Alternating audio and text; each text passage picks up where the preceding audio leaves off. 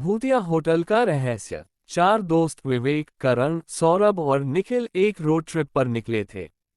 रात गहराने लगी थी और उन्हें ठहरने के लिए कोई जगह नहीं मिल रही थी। तभी उन्हें जंगल के बीच एक पुराना खंडहरनुमा होटल दिखा, होटल शांतिवन। थकान के कारण उन्होंने वहीं रुकने का फैसला किया। जैसे ही वे रिसेप्शन पर पहुंचे, वहां एक बूढ़ा मैनेजर बैठा था, जिसकी आवाज गहरी और रहस्यमयी थी। उसने कहा, यहाँ ठहरने के बाद कोई वापस नहीं जाता।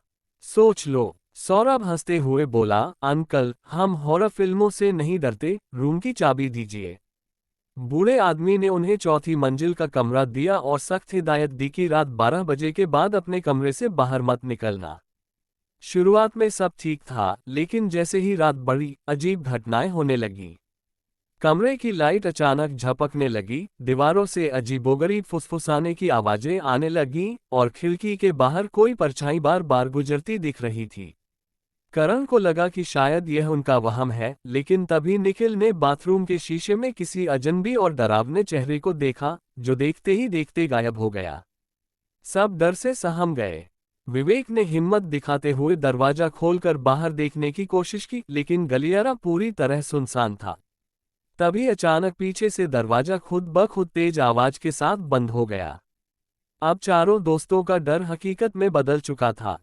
घड़ी की सुइयां 12 बजा रही थीं और अचानक कमरे में किसी के पैरों की आहट सुनाई देने लगी। किसी ने दरवाजे पर जोर जोर से दस्तक दी। सौरभ ने हिम्मत करके दरवाजा खोला, लेकिन वहां कोई नहीं था। तभी होटल के गलियारे में एक लंबी सफेद साड़ी पहने और उल्टे पैर चलने वाली एक औरत दिखाई दी, जो सीधे उनकी ओर बढ़ रही थी।